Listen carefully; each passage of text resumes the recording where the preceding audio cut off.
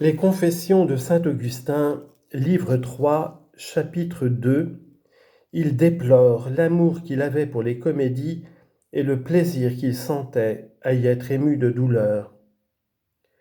J'avais aussi en même temps une passion violente pour les spectacles du théâtre, qui étaient pleins des images de mes misères et des flammes amoureuses qui entretenaient le feu qui me dévorait. Mais quel est ce motif qui fait que les hommes y courent avec tant d'ardeur et qu'ils veulent ressentir de la tristesse en regardant des choses funestes et tragiques qu'ils ne voudraient pas néanmoins souffrir? Car les spectateurs veulent en ressentir de la douleur, et cette douleur est leur joie.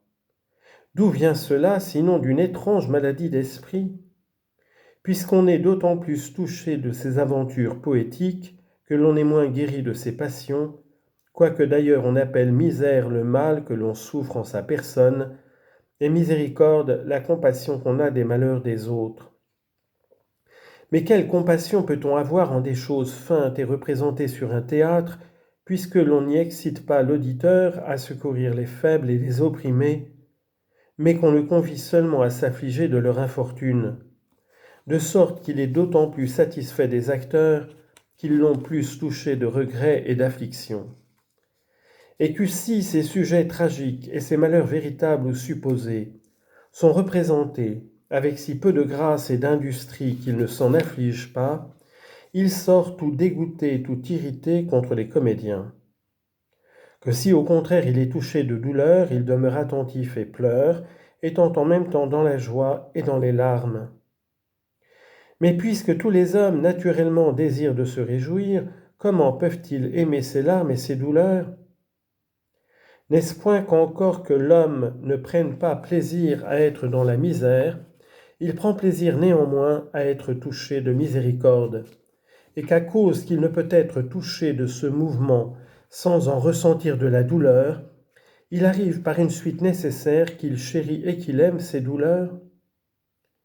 Ces larmes procèdent donc de la source de l'amour naturel que nous nous portons les uns aux autres. Mais où vont les eaux de cette source et où coulent-elles? Elles vont fondre dans un torrent de poix bouillante, d'où sortent les violentes ardeurs de ces noirs et de ces sales voluptés. Et c'est en ces actions vicieuses que cet amour se convertit et se change par son propre mouvement, lorsqu'il s'écarte et s'éloigne de la pureté céleste du véritable amour. Devons-nous donc rejeter les mouvements de miséricorde et de compassion? Nullement. Et il faut demeurer d'accord qu'il y a des rencontres où l'on peut aimer les douleurs. Mais, ô mon âme, garde-toi de l'impureté. Mets-toi sous la protection de mon Dieu, du Dieu de nos pères, qui doit être loué et glorifié dans l'éternité des siècles. Garde-toi, mon âme, de l'impureté d'une compassion folle, car il y en a une sage et raisonnable, dont je ne laisse pas d'être touché maintenant. Mais alors je prenais part à la joie de ces amants de théâtre, lorsque par leurs artifices ils faisaient réussir leurs impudiques désirs, quoiqu'il n'y eût rien que de fin dans ces représentations et ces spectacles. Et lorsque ces amants étaient contraints de se séparer, je m'affligeais avec eux comme si j'eusse été touché de compassion, et toutefois je ne trouvais pas moins de plaisir dans l'un que dans l'autre. Mais aujourd'hui j'ai plus de compassion de celui qui se réjouit dans ses excès et dans ses vices que de celui qui s'afflige dans la perte qu'il a faite d'une volupté pernicieuse et d'une félicité misérable. Voilà ce qu'on doit appeler une vraie miséricorde. Mais en celle-là, ce n'est pas la douleur que nous ressentons des maux d'autrui qui nous donne du plaisir. Car encore que celui qui ressent de la douleur en voyant la misère de son prochain lui rende un devoir de charité qui est louable, néanmoins celui qui est véritablement miséricordieux aimerait mieux n'avoir point de sujet de ressentir cette douleur, et il est aussi peu possible qu'il puisse désirer qu'il y ait des misérables, afin d'avoir sujet d'exercer sa miséricorde, comme il est peu possible que la bonté même puisse être malicieuse, et que la bienveillance nous porte à vouloir du mal à notre prochain. Aussi, il y a bien quelques douleurs que l'on peut permettre, mais il n'y en a point que l'on doive aimer.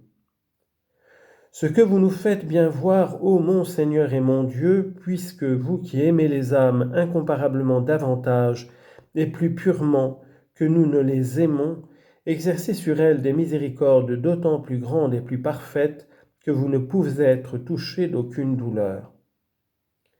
Mais qui est celui qui est capable d'une si haute perfection ? Et moi, au contraire, j'étais alors si misérable que j'aimais à être touché de quelque douleur et en cherchais les sujets, n'y ayant aucune action des comédiens qui me plussent tant et qui me charmassent davantage que lorsqu'ils me tiraient des larmes des yeux par la représentation de quelques malheurs étrangers et fabuleux qu'ils représentaient sur le théâtre.